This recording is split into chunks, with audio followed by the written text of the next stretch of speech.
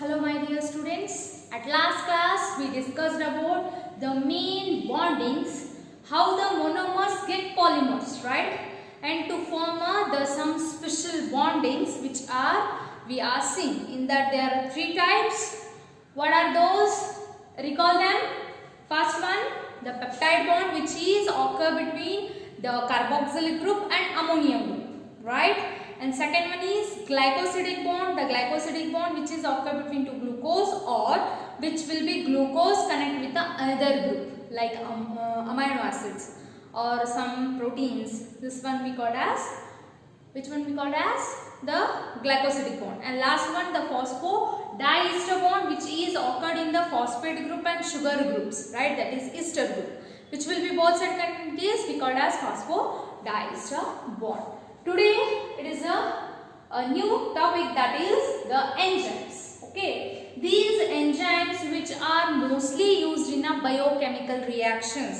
ಇವನ್ ಜಾಸ್ತಿ ನಾವು ಎಲ್ಲಿ ಯೂಸ್ ಮಾಡ್ತೀವಿ ಒಂದು ರಿಯಾಕ್ಷನ್ಸ್, ನಾವು ರಾಸಾಯನಿಕ ಕ್ರಿಯೆ ಮಾಡುವಾಗ ಎಂಜೈಮ್ಸ್ಗಳನ್ನ ಏನು ಮಾಡ್ತೀವಿ ಯೂಸ್ ಮಾಡ್ತೀವಿ. ಈ ಎಂಜೈಮ್ಸ್ಗಳು ಎದಕ್ಕೆ ಹೆಲ್ಪ್ ಆಗ್ತಾವಪ್ಪ ಅಂತಂದ್ರೆ to helps to produce a product.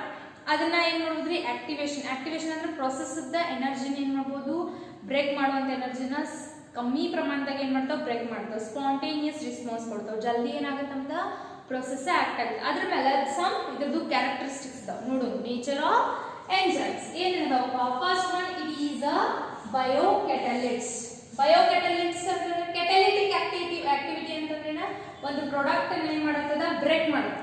ಅದು ಏನ ಕಂಪೇರ್ ಟು ನಾರ್ಮಲ್ ಪ್ರಾಡಕ್ಟ್ ಗಿಂತ ಜಲ್ದಿ ಏನಾಗುತ್ತದೆ ಸ್ಪ್ಲಿಟ್ ಆಫ್ ಏನು ಮಾಡುತ್ತದೆ ಇಂಡ್ಯೂಸ್ ಮಾಡುತ್ತೆ. That is we called as catalysts. ಇದು ಬಯೋಕೆಟಲಿಟ್ಸ್ ಅಂತಂದ್ರೆ ಈ ಬಯಾಲಜಿಕಲ್ ರಿಯಾಕ್ಷನ್ಸ್ ಒಳಗೆ ಫಾರ್ ಎಕ್ಸಾಂಪಲ್ ನಾವೇನಾರ ಒಂದು ಪ್ರೊಸೆಸ್ ನ ಬ್ರೇಕ್ ಮಾಡೋರದೀವಿ ಅನ್ಕೊಳ್ಳಿ. ಓಕೆ, ಫಾರ್ ಎಕ್ಸಾಂಪಲ್ ನಮ್ಗೆ ಟ್ರಾನ್ಸ್ಲೇಷನ್ ಪ್ರೋಟೀನ್ ಸಿಂಥಸಿಸ್ ಮಾಡೋರದೇವಪ್ಪ. ಪ್ರೋಟೀನ್ ಸಿಂಥಸಿಸ್ ಮಾಡೋರದೇವ ಅಂತಂದ್ರೆ ಈಗ tRNA ಇದ್ದದ ನಮಗೆ ಕಾಂಪ್ಲೆಕ್ಸ್ ಫಾರ್ಮ್ ಒಳಗೆ ಫಾರ್ಮ್ ಆಗ್ಬೇಕಂತಂದ್ರೆ ಅಲ್ಲೊಂದು ಎಂಜೈಮ್ ಇರುತ್ತೆ. ಆ ಎಂಜೈಮ್ ಆಕ್ಷನ್ ಏನಾಗುತ್ತೆ ಇಲ್ಲಿ ಫಾರ್ಮೇಶನ್ ಆಗುತ್ತೆ. ಆರ್ ಈಗ ಫಾರ್ ಎಕ್ಸಾಂಪಲ್ ನಿಮಗೆ ಗೊತ್ತಿದ್ದ ಎಕ್ಸಾಂಪಲ್ ತಗೊಳ್ಳೋದು. ಈ ಫಾರ್ ಎಕ್ಸಾಂಪಲ್ ಈಗ ಅಟ್ಮಾಸ್ಫಿಯರ್ ಒಳಗಿರುವಂತ ನೈಟ್ರೋಜನ್ ನಾವು ನೈಟ್ರೋಜನ್ ಆಕ್ಸೈಡ್ ಮಾಡ್ಬೇಕಂತಂದ್ರೆ ನಮ್ಗೆ ವೇರಿಯಸ್ ಏನಾಗ್ತಾವು ಎಂಜೈಮ್ಸ್ ಅಥವಾ ಬ್ಯಾಕ್ಟೀರಿಯಾಗಳು ಏನ್ ಮಾಡ್ತಾವ ಹೆಲ್ಪ್ ಮಾಡ್ತಾವ. ಅದ್ರೊಳಗೆ ಇನ್ನೊಂದು ಆಕ್ಷನ್ ಏನ್ ಮಾಡತ್ತೆ ನಮ್ಗೆ ಯುಟಿಲೈಸೇಷನ್ ಮಾಡತ್ತೆ. ಅದೇ ರೀತಿ ಇದ್ರೊಳಗೆ ಏನದವ್ರಿ these are act as a biocatalysts. And next, all enzymes are proteins. ಎಷ್ಟು enzymes ಇದಾವೆ ಎಲ್ಲಾ enzymes ಗಳು ಏನ್ರಿ proteins are, but ಎಲ್ಲಾ proteins ಏನಿಲ್ರಿ enzymes. all proteins are not enzymes, but the all enzymes are made up of proteins. Okay, next ಇದು ರೈಬೋಸೈಮ್ ಅಂತ ಅನ್ನೋದು ಏನು ಬರುತ್ತೆ, ಇದೊಂದು ಟೈಪ್ ಆಫ್ ಎಂಜೈಮ್. ಏನ್ ಟೈಪ್ ಆಫ್ ಎಂಜೈಮ್ ಅಂದ್ರೆ ನ್ಯೂಕ್ಲಿಕ್ ಆಸಿಡ್ ಯಾವ್ದಪ್ಪ RNA ಇದ್ದ ಒಂದೊಂದ್ಸಲ ಏನ್ ಮಾಡತ್ರಿ ಎಂಜೈಮ್ ಆಗಿ ಆಕ್ಟ್ ಮಾಡುತ್ತೆ. ಇದು RNA ಇದ್ದ ಸಮ್ ಟೈಮ್ಸ್ ಏನಾಗುತ್ತೆ ಕೋ ಎಂಜೈಮ್ ಆಗಿ ಆಕ್ಟ್ ಮಾಡುತ್ತೆ. ಅದಕ್ಕೆ ಏನಂತಾರು ribo means ribose enzyme, ribozyme. It is a one type of enzyme which helps in the co-act as a cofactor. Okay, next one. They have some different even protein primary structure, secondary structure, tertiary structure. हम इसको primary, secondary, tertiary structure because they are made up of proteins. Okay, next one. Get damaged at a high temperature. ಇದಕ್ಕೆ ಜಾಸ್ತಿ ನಾವು 35 degree Celsius 45 degree Celsius they can survive. ಇದು more extent ಕೊಟ್ವಿ ಅಂತಂದ್ರೆ they can't survive. ಆ high temperature ಒಳಗೆ ಏನಾಗುತ್ತೆ ಅದ್ರ ಆಕ್ಟಿವಿಟಿ ಏನಾಗುತ್ತೆ ಲೆಸ್ ಆಗುತ್ತೆ. Okay, next some enzymes are thermostable ಅಂತಂದ್ರೆ ಈ some enzymes ಇಂಗೋದವ್ರು ಏನ್ರಿ ಥರ್ಮೋಫಿಲಿಕ್ ಆರ್ಗಾನಿಸಮ್ ಇಂದ ಫಾರ್ಮ್ ಆಗ್ತಾವ. ಇನ್ನ ಲಿವರ್ ಒಳಗದು ಏನಾಗ್ತಾವ್ರಿ ಫಾರ್ಮ್ ಆಗಿ ಏನ್ ಮಾಡ್ತಾವು ಥರ್ಮೋಸ್ಟೇಬಲ್ ಆಗಿರುವಂತ ಎಂಜೈಮ್ಸ್ ಅದಾವ. ಓಕೆ, ಮತ್ತೇನ್ರಿ they consume the activation energy. ನಾ ಹೇಳಿದ್ನಲ್ಲ ಒಂದು ಪ್ರೊಸೆಸ್ ನಡಿಬೇಕಂತಂದ್ರೆ ನಮಗೆ ಜಾಸ್ತಿ ಟೈಮ್ ಎನರ್ಜಿ ಬೇಕಾಗುತ್ತೆ. ಬೈ ಆಕ್ಷನ್ ಆಫ್ ಎಂಜೈಮ್ ಏನ್ ಮಾಡಬಹುದು ನಾವು ಇದನ್ನ ರೆಡ್ಯೂಸ್ ಮಾಡಬಹುದು. Okay, next enzymes converts the substrate into product. ಗೊತ್ತಿದೆ ಅದು ಸಬ್ಸ್ಟ್ರೇಟ್ ಇದ್ದಿದ್ರೆ ಏನ್ ಮಾಡುತ್ತೆ ನಮಗೆ ಪ್ರಾಡಕ್ಟ್ ಆಗಿ ಫಾರ್ಮ್ ಮಾಡುತ್ತೆ. By the action of enzyme product ಅನ್ನು ಫಾರ್ಮೇಶನ್ ಮಾಡಕ್ಕೆ ಏನಾಗುತ್ತೆ ಹೆಲ್ಪ್ ಆಗುತ್ತೆ. ಇನ್ನ ಈ ಯಾವ್ದ ಸಬ್ಸ್ಟ್ರೇಟ್ ಇದ್ದಿದ್ರೆ ಪ್ರಾಡಕ್ಟ್ ಹೇಗಾಗುತ್ತಪ್ಪ ಅಲ್ಲೇ ಮೆಕ್ಯಾನಿಸಮ್ ಇರುತ್ತೆ. ಇದೈತೆ ನೋಡ್ರಿ ನೇಚರ್ ಆಫ್ ಎಂಜೈಮ್ ಆಕ್ಷನ್. ಹೆಂಗೆ ಎಂಜೈಮ್ ಸಬ್ಸ್ಟ್ರೇಟ್ ಜೊತೆ ಕೂಡಿ ನಮಗೆ ಪ್ರಾಡಕ್ಟ್ ಫಾರ್ಮ್ ಮಾಡುತ್ತಾ ಇಲ್ಲಿ ನೋಡಿ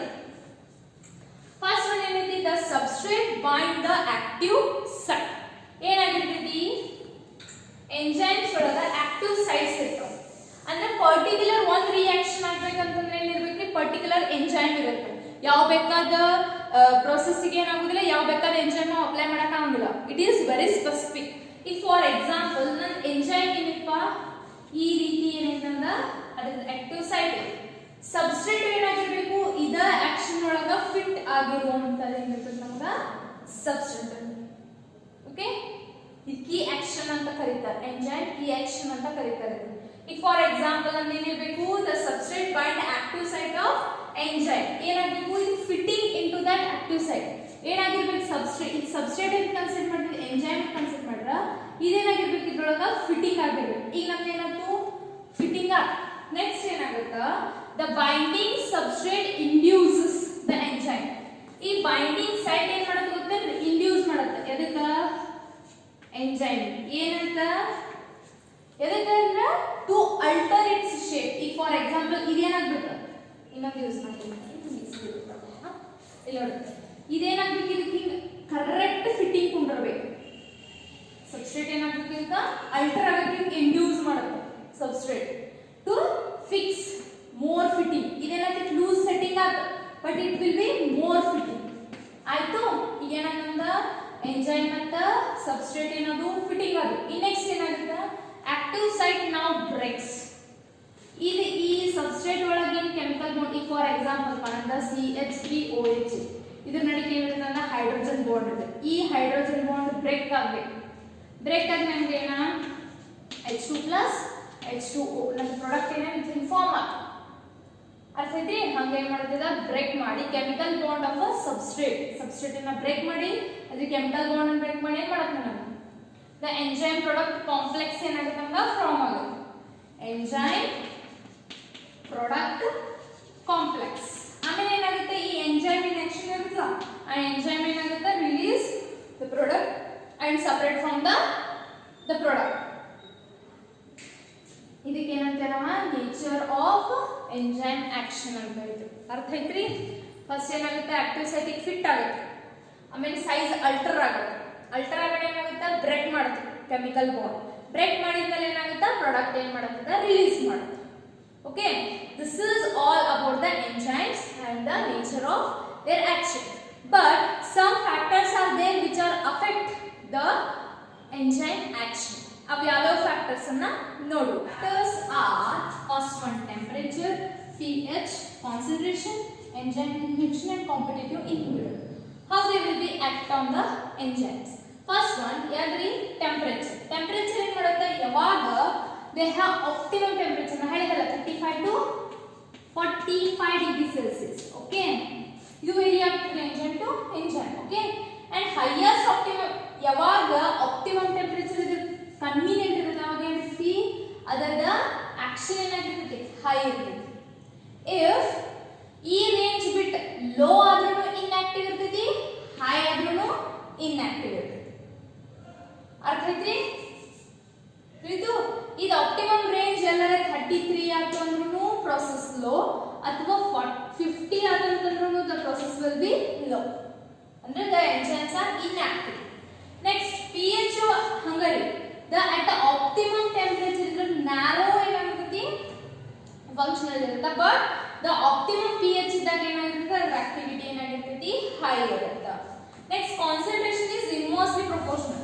if the substrate concentration increase ಆತಂದ್ರೆ ಅದೇ ರೀತಿ ಏನಾಗಿರ್ತೈತಿ enzyme action increase ಆತಂದ್ರೆ ಏನಾಗುತ್ತೆ the product will be increased. ಅದು ಏನಾಗುತ್ತೆ the velocity rate ಏನಾಗುತ್ತೆ ಫಾಸ್ಟ್ ಆಗುತ್ತೆ. But at a maximum level ಎಲ್ಲಾ ಪ್ರೊಡಕ್ಟಿವಿಟಿ ಏನಾಗುತ್ತೆ ಆಕ್ಷನ್ ಫಿನಿಶ್ ಆದ್ಮೇಲೆ ನಾವು ಫಸ್ಟ್ ಸಬ್ಸ್ಟ್ರೇಟ್ ಆಡ್ ಮಾಡ್ತೇವೆ ಅಂತಂದ್ರೆ ಅಲ್ಲಿ ಯಾವುದೇ ರೀತಿಯಾದಂತ ಫ್ರೀ ಎನರ್ಜಿ ಆಗೋದಿಲ್ರಿ, the product will be not form. Okay, in next the enzyme inhibitors ಅಂತಂದ್ರೆ ಏನ್ರಿ ದ ಪ್ರೊಸೆಸ್ ಆಫ್ ಎಂಜೈಮ್ ಅನ್ನು ಏನ್ ಮಾಡೋದು ಸ್ಟಾಪ್ ಮಾಡೋದು. ಕೆಮಿಕಲ್ ಸ್ಟಾಪ್ ಆಫ್ ಅಂತ ಕರೀತಾರೆ. ಆ ಕೆಮಿಕಲ್ ಸ್ಟಾಪ್ ಆಫ್ ಅಂದ್ರೆ some action of some chemicals ಏನಾಗುತ್ತೆ ಎಂಜೈಮ್ ಆಕ್ಟಿವಿಟಿ ಸ್ಟಾಪ್ ಆಗುತ್ತೆ. ಯಾವ ಕೆಮಿಕಲ್ ಇಂದ ಎಂಜೈಮ್ ಆಕ್ಟಿವಿಟಿ ಸ್ಟಾಪ್ ಆಗುತ್ತೆ ಅದಕ್ಕೆ ಏನಂತೀವಿ ನಾವು ಎಂಜೈಮ್ ಇನ್ಹಿಬಿಟರ್. ಅದೇನಾಗಿರ್ತಾವ್ರಿ ಆಲ್ಮೋಸ್ಟ್ ಕೆಮಿಕಲ್ಸ್ ಇರ್ತಾವ ಸ್ಟಾಪ್ ಆಫ್ ಅಂತ ಕರೀತಾರೆ. ಇನ್ ನೆಕ್ಸ್ಟ್ ಕಾಂಪಿಟೇಟಿವ್ ಇನ್ಹಿಬಿಟರ್ಸ್ ಅಂತಂದ್ರೆ ಫಾರ್ ಎಕ್ಸಾಂಪಲ್ ಒಂದು ಎಂಜೈಮ್ ಅಥವಾ ಸಬ್ಸ್ಟ್ರೇಟ್ ಏನ ಫಿಟ್ ಆಗಿರುವ ಮೊಲಿಕ್ಯೂಲ್ ಒಳಗ ಇಫ್ ದ ಮೊಲಿಕ್ಯುಲರ್ ಸೇಮ್ ಇರುವಂತೆ ಇನ್ನೊಂದು ಸಬ್ಸ್ಟ್ರೇಟ್ ಏನಾರೇ ಬಂತು ಅಥವಾ ಇನ್ನೊಂದು ಎಂಜೈಮ್ ಏನಾರ ಆಕ್ಟಿವಿಟಿ ಅಂತಂದ್ರೆ ಅಲ್ಲಿ ಏನಾಗ್ತೈತಿ ಬೈ ಕಾಂಪಿಟೇಷನ್ ಏನಾಗುತ್ತೆ ನಮ್ಗೆ the activity of the process will B stunted, ಕಮ್ಮಿ ಆಗುತ್ತೆ. ಅದಕ್ಕೆ ಎಕ್ಸಾಂಪಲ್ ಯಾವ್ದು ಕೊಟ್ಟಾರ ಇವರು ಹೇಳ್ರಿ, ದ inhibitor of ಅಥವಾ inhibition of succinic dehydrogenase by the malonate. Malonate is the ಅನ್ನೋದೇನ ಒಂದು ಎಂಜೈಮ್. ಆ ಎಂಜೈಮ್ ಏನಾಗ್ತೈತಿ succinic dehydration ಎರಡು molecular formula ಒಂದೇ ಇರೋದ್ರಿಂದ the substrate is confused with that enzymes and due to that the inhibition of the process will be takes place. ಇದೇನ್ರಿ ಇಷ್ಟ factors affecting activation of enzymes. And this is about the main enzyme properties and the how it will be action on that substrate, and last the factor affecting. Today class it's enough, and next class we will be discussed about the main types of enzymes and the cofactors. Okay, today we are discussed about, understood? No, if you have any doubts please comment. Okay, and this is important, and the classification of enzymes are very important for your examination and further study. Okay, so please, okay, if you have any doubts please comment. Okay, thank you, please read well.